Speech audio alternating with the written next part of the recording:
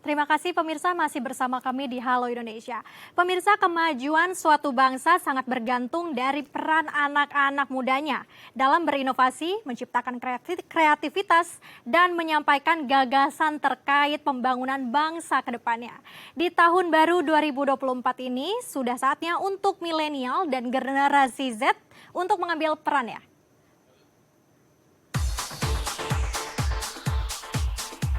Tahun baru 2024 diharapkan dapat menumbuhkan harapan dan optimisme masyarakat, khususnya anak muda untuk mengambil peran bagi kemajuan bangsa dan negara. Masa depan Indonesia akan ditentukan oleh pemikiran visioner dari para anak-anak mudanya. Menghadapi perubahan dunia, perkembangan teknologi, anak muda perlu memiliki kemampuan dan kompetensi tertentu untuk bisa beradaptasi dan berkembang serta bersaing. Kompetensi yang wajib dimiliki yaitu berorientasi tindakan, berprinsip, inovatif, berkomitmen, mandiri, bekerja sama, dan komunikatif. Sejarah mencatat, kaula muda memang senantiasa ada di gerbang terdepan dalam momen-momen perubahan di dunia. Dengan sifatnya yang dinamis, anak muda menjadi harapan utama perbaikan dunia. Baik pemirsa, di tahun baru 2024 ini kemajuan teknologi dan kemampuan berpikir visioner harus dimiliki anak muda. Lalu bagaimana peran generasi muda dalam memajukan bangsa? Untuk membahasnya kita telah terhubung dengan Mahendra Kadatu selaku Ketua Sekolah Tinggi Manajemen PPM. Mari kita sapa langsung. Halo, selamat siang Pak Mahendra, apa kabar Pak? Selamat siang Mbak Lintang, kabar baik? Alhamdulillah. Ya, Tuhan, alhamdulillah. Juga semoga kabar baik untuk semuanya ya teman-teman. Baik Pak, selamat tahun baru nih Pak untuk Pak Mahendra. Iya, ya, Pak Mahendra juga. Baik Pak Mahendra. Pak, kita akan ngobrol sejenak nih tentang tahun lalu nih Pak, tahun 2023. Mungkin nih Pak ya di pergantian tahun baru ini, tahun 2024. Menurut Pak Mahendra gimana sih Pak kondisi masyarakat Indonesia ini Pak? Ya, menarik sekali. Saya juga mengamati. Ini pertanyaan yang dengan apa yang jadi benak saya ini. Tahun 2023 yang baru berlalu, itu seperti tahun euforia kebangkitan kembali masyarakat normal ya. Saya melihat hampir tidak ada bedanya dengan 2019 sebelum ada pandemi dan 2023. Yang membedakan mungkin hanya aktivitas ekonomi. Jadi masyarakat sekarang tiba-tiba yang nggak suka kafe, ya, tiba-tiba perputaran uang menjadi wow, naiknya tinggi sekali. Ya.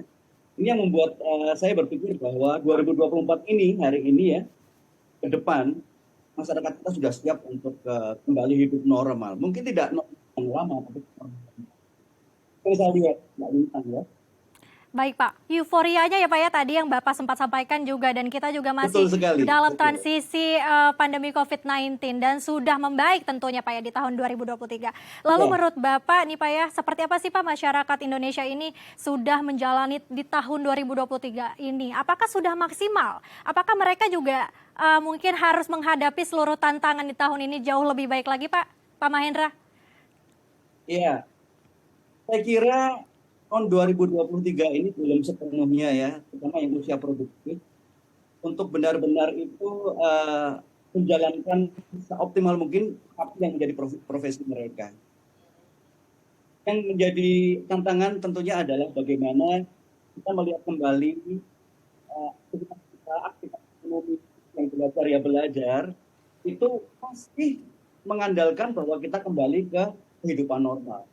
Padahal harusnya kita jadi lebih eksploratif, jadi lebih punya pikiran mau diapakan nih 3-4 tahun yang hilang ini, harusnya dikejar dan kembali ke kehidupan normal lalu nyaman. Jadi menurut saya ini adalah suatu tantangan tersendiri. Itu Mbak, belum optimal menurut saya. Baik, belum optimal tapi harus lebih eksplor lagi Pak ya? Eksploratif gitu. Betul menurut Pak Mahendra. Lalu Pak, kita juga kan tadi sudah dijelaskan bahwa kita juga pernah mengalami dampak dari COVID-19 di mana perusahaan juga banyak yang kolaps Pak. Tentunya banyak para pekerja juga yang menganggur dan akhirnya mereka beralih ke pekerjaan-pekerja yang menggunakan teknologi AI Pak, Artificial Intelligence, yang memungkinkan nantinya menggantikan peran manusia nih, khususnya di pekerjaan. Seperti apa nih menurut pandangan Pak Mahendra? artificial intelligence ini sebenarnya tinggal keniscayaan ya. Ada atau tidak ada pandemi atau tidak ada suatu gejolak internasional, itu AI itu sudah menindas kita. Tapi menurut saya kita harus bijak, terutama anak muda ya. Anak-anak muda ini kan sebagian kecil di antaranya yang menciptakan, yang mengembangkan algoritma AI melalui programming mereka. Bagian besar lainnya menggunakannya. Saya kira yang perlu disiapkan adalah bukan soal bagaimana AI itu bisa membantu kita atau bisa membunuh pekerjaan kita, tapi bagaimana AI ini bisa dimanfaatkan untuk hal-hal baik. Ya, jadi kita perlu wisdom juga untuk anak-anak muda. Kadang-kadang AI itu dianggap sebagai ancaman kepada pekerjaan-pekerjaan mereka, bukan. Justru memberikan peluang baru untuk mereka mengeksplorasi yang tadi saya sebut eksplorasi. Apa yang kita bisa lakukan dengan AI yang selama ini tanpa AI? Dengan AI apa yang kita bisa lakukan? Ya misalnya kita bicara soal yang paling gampang. ChatGPT sudah terlalu sering disebut. Tapi AI untuk visual. Banyak anak-anak muda sekarang di sosial media memakai teknologi AI untuk filter ya, untuk membuat mereka menjadi lebih keren ya, bisa berbicara berbagai bahasa, adalah hal-hal yang tidak terhindarkan. Anak-anak muda harus melihat bisa bikin apa. Bagi para YouTuber, TikToker, mereka bisa membuat konten yang lebih kreatif untuk jadi berkat buat banyak orang, mendidik, memberikan informasi, bukan hanya sekedar gaya-gayaan saja ya, tapi bagaimana apa yang baik buat mereka dengan tampilan visual, audio yang lebih kreatif dan lebih baik dengan bantuan. AI ini juga bisa bermanfaat juga bagi para pekerja ya di kantoran. Mereka menjadi terbantu karena dengan AI mereka bisa hanya dalam waktu yang lebih singkat mencapai produktivitas yang sama atau malah lebih. Misalnya membuat reporting atau merapikan dokumen. AI sudah bisa melakukan karena itu repetitif. Dan mereka bisa melakukannya dengan lebih cepat, lebih baik. Kenapa kok tidak kita pakai? Jadi AI itu masih bisa dipandang sebagai cara suatu yang lain membantu manusia untuk melakukan pekerjaan dengan lebih baik. Baik, Itu Mbak Pak. Lintang. Ya, baik Pak Mahendra. AI dan juga dunia digital ya Pak ya. Mungkin sudah marak nih terjadi Betul. tahun 2023 dan juga nanti tahun-tahun ke depannya. Lalu menurut Pak Mahendra bagaimana sih Pak kita sebagai anak-anak muda nih khususnya dalam menyikapi kehadiran si AI ini? Karena di tahun-tahun mendatang bisa jadi AI ini juga menjadi saingan kita nih dalam bekerja. Iya, ya tadi itu ya. Kalau kita melihat AI hanya menjadi penonton, ya akan menjadi saingan kita atau kompetitor kita. Pekerjaan-pekerjaan repetitif, administratif, mungkin sebagian sudah bisa diambil alih oleh beberapa pekerjaan yang menuntut kreativitas, ya, wisdom, penilaian interaksi manusia, tidak bisa. AI tidak bisa mengajarkan kita marketing yang sifatnya interpersonal. Mereka mungkin bisa menyingkat dengan beberapa hal yang sifatnya itu teknis.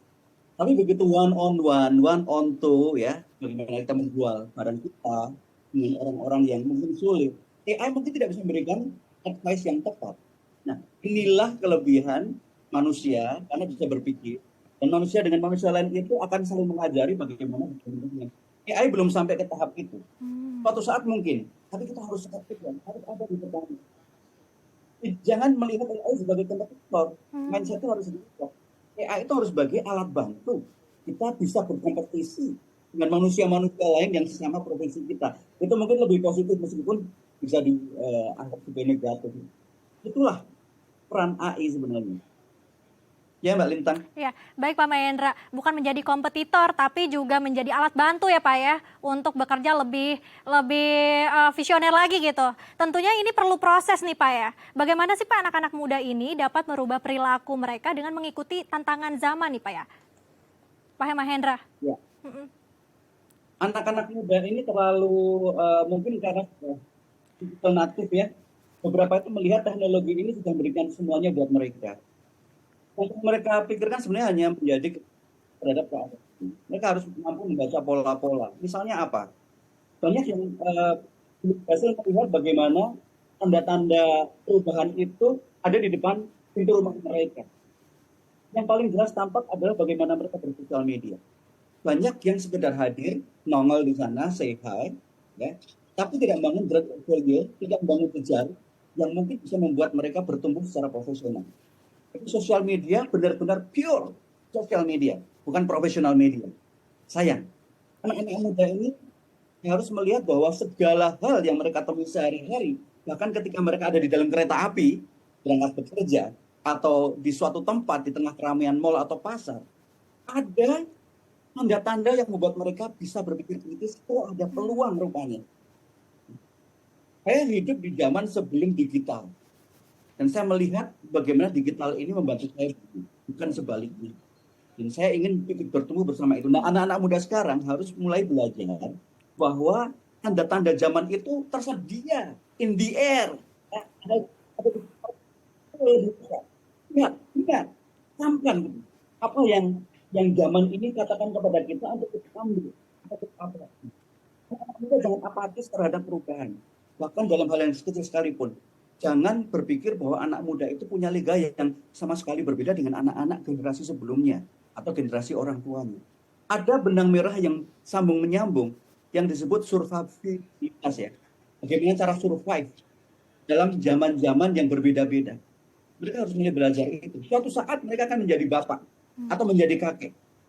Mereka akan mengenang kembali zaman-zaman mereka mendengarkan soal survivabilitas ini. Mereka harus sampaikan itu. Jangan itu terjadi mereka menyesal. Mulai sekarang mereka harus memikirkan itu. Apa yang bisa dilakukan sekarang untuk mengantisipasi masa depan. Iya, baik. Baik Pak Mahendra. Tadi kita ngomong-ngomong soal AI juga ya Pak ya, nanti juga yang akan di tahun-tahun mendatang mempengaruhi kehidupan atau juga pekerjaan dari generasi muda, milenial maupun generasi Z. Lalu Pak, yang ada di tahun 2024 ini juga tentunya adalah momen pemilu nih Pak, di mana suara generasi muda ini juga sangat strategis.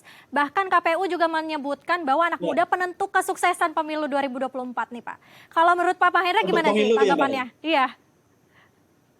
Ya, pemilu ini memang unik. Karena pemilu tahun ini itu pemilu untuk semuanya ya.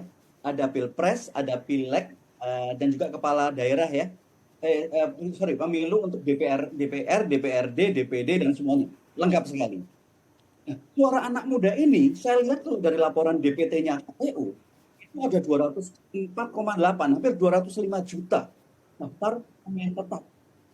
Namun, 111 juta diantaranya datang dari Gen Y dan Gen Z atau millennials dan Gen Z ya. Itu 111 juta, lebih dari 50% atau sekitar. Oh, itu pasar yang seksi ya. Nah, pesan saya anak-anak muda, Anda belajar politik, Anda belajar bagaimana Anda bisa berkontribusi dengan bangsa dan negara ini melalui pesta demokrasi. Tahun ini, terutama bagi Anda yang pertama kali ya pemilih pemula, Anda jangan mau hanya mendengar dari satu sudut pandang. Dengan kata lain, generasi muda ini harus diberikan banyak pandangan. Bagaimana mereka bisa berkiprah, bisa berkontribusi terhadap proses demokrasi di negara ini.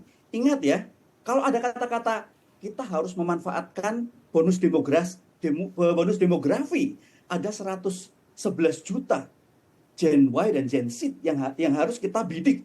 Itu artinya kita memanfaatkan. Anak-anak muda tidak boleh dimanfaatkan. Mereka harus diajari bahwa mereka terkapitalisasi secara otomatis sebagai akibat. Nggak apa-apa. Tapi mereka harus diajari kesadaran bahwa mereka perlu ikut dalam diskusi dan diskursus bagaimana kebijakan-kebijakan publik suatu saat akan dibuat. Anak-anak muda tidak boleh apatis, itu urusannya orang-orang tua. Teman-teman yang masih muda, dengar ya, Anda harus ikut dalam proses pembelajaran berdemokrasi. Ini negara tempat Anda, ini adalah dapur Anda, tempat Anda memelihara periuk nasi Anda suatu saat. Ya. Anda harus ikut terlibat aktif bagaimana sebuah governance, bagaimana sebuah negara berbangsa yang baik di masa depan. Anda terlibat ikut membuat keputusannya melalui perwakilannya. Anda jangan meninggalkan peran itu. Ya, secara kolektif Anda dibutuhkan suaranya.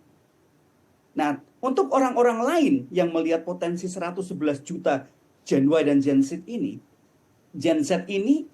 banyak yang masih pemilih pemula. Ayo beri mereka didikan yang benar. Jangan asal pokoknya pilih ini pilih itu. Oh, tunggu dulu ya. Ini bukan soal siapa memilih apa atau memilih siapa, Tapi bagaimana anak-anak muda ini kita didik, ayo, mumpung masih muda, belajarlah untuk ikut punya concern, punya kepedulian terhadap bangsa dan negara ini. Ya, sarannya adalah nanti pada saatnya Anda akan memilih pemimpin. Baik. Pakai itu dengan baik. Jangan Baik. tidak terlibat. Baik Pak Mahendra, sepertinya perbincangan kita nanti kita akan membahasnya lagi tentang bagaimana sih peran para anak muda nih, generasi muda juga harus ikut serta dalam tidak apatis dan juga aktif ya Pak ya untuk Ya, keberlangsungan masa depan tanah air kita. Tapi kita akan jeda terlebih dahulu Pak Mahendra, nanti kita akan kembali lagi sesaat lagi pemirsa tetap di Halo Indonesia.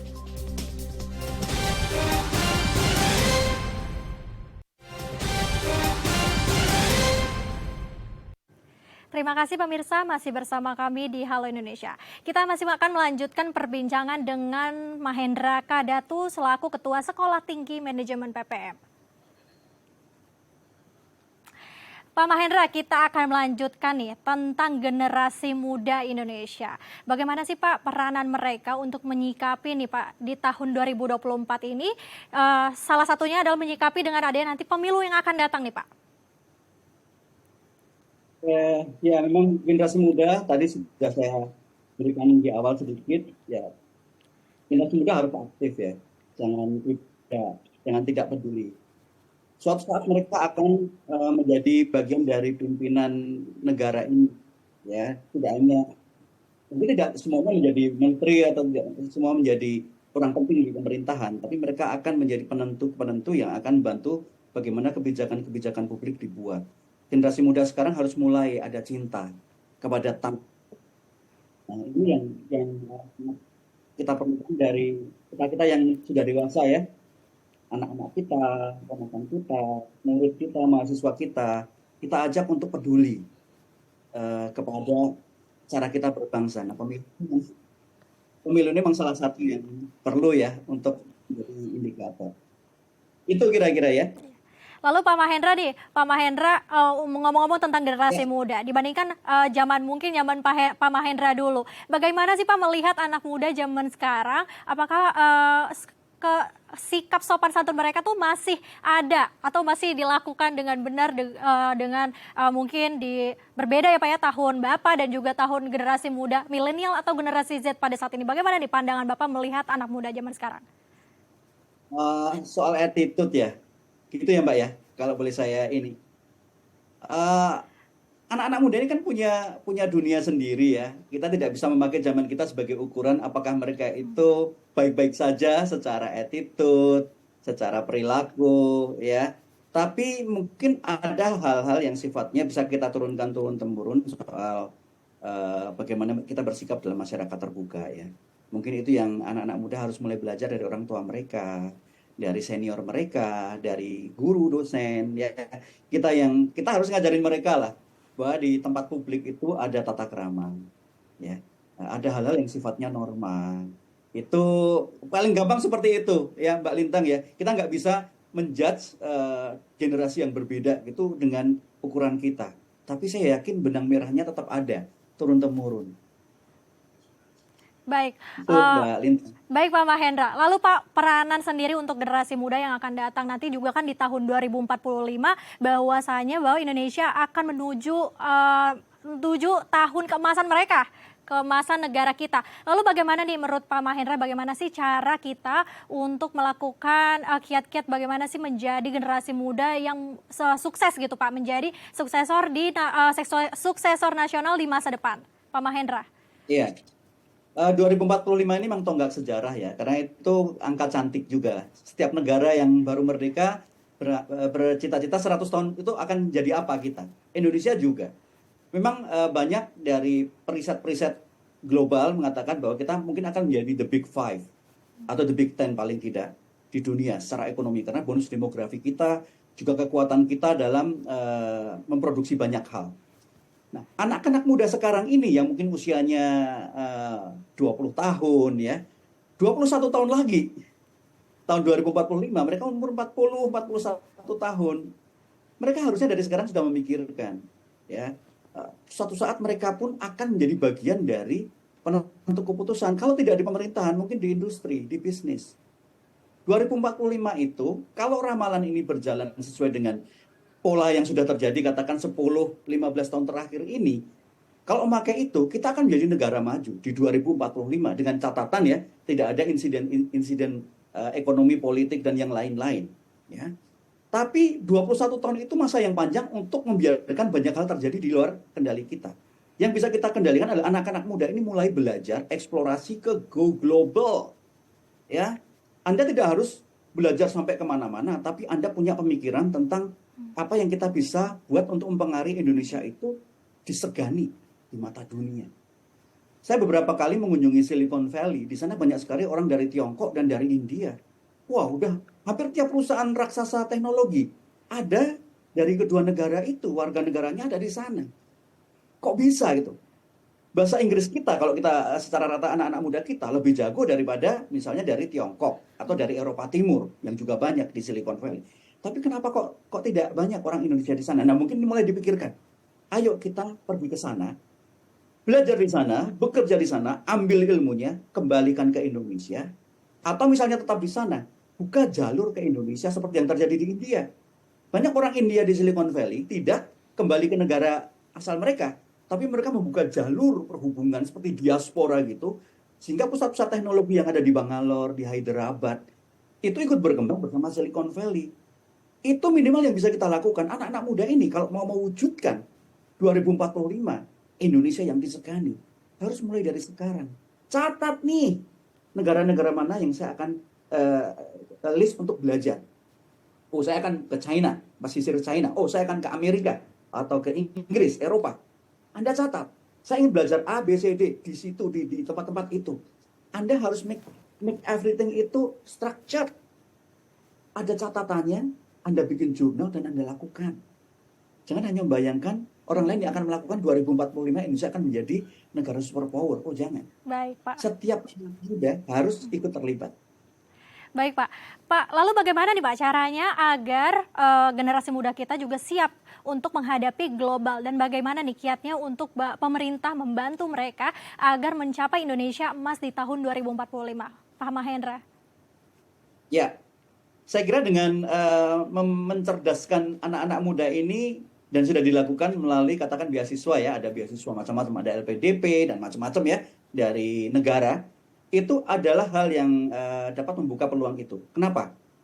Kalau anak-anak muda kita itu pintar-pintar dan jago berjejaring, punya wawasan global, itu kita selangkah sudah berada di depan. Ya. Pemerintah mungkin akan memberikan insentif untuk anak-anak muda yang tidak memiliki kesempatan pertama, seperti yang tadi misalnya beasiswa sekolah untuk ambil kuliah atau di luar negeri atau di dalam negeri. Mungkin untuk yang sekolah vokasi, beri anak-anak di remote area untuk belajar vokasi di sekolah-sekolah yang bermutu. Sekolahnya juga diberi insentif oleh pemerintah atau negara agar bermutu baik, dan juga murid-muridnya juga diberi insentif supaya kebutuhan buku, kebutuhan mungkin sertifikasi mereka, hal-hal yang menjadi kebutuhan mereka untuk belajar itu dipenuhi oleh pemerintah. Itu peran negara untuk mereka. Dan anak-anak muda kalau dikasih peluang itu, ya diambil. Ya, jangan nggak diambil. Itu uangnya rakyat untuk Anda. Ambil. Ya, jangan Anda apatis. Gitu Mbak Lintang. Baik, tentunya kita mahasiswa juga Pak ya, generasi muda jangan apatis. Dan pemerintah juga harus ikut serta nih untuk meningkatkan kualitas dan juga mungkin juga kesiapan untuk mencapai generasi muda menjadi generasi emas di tahun 2045. Terima kasih banyak Pak Mahendra atas waktunya telah bergabung bersama kami di Halo Indonesia, Pak. Terima kasih kembali. Terima kasih Pak Mahendra, sukses sehat selalu. Sampai jumpa Pak. Baik pemirsa, jangan kemana-mana, kita akan hadirkan cuplikan sesaat lagi tetap di Halo Indonesia.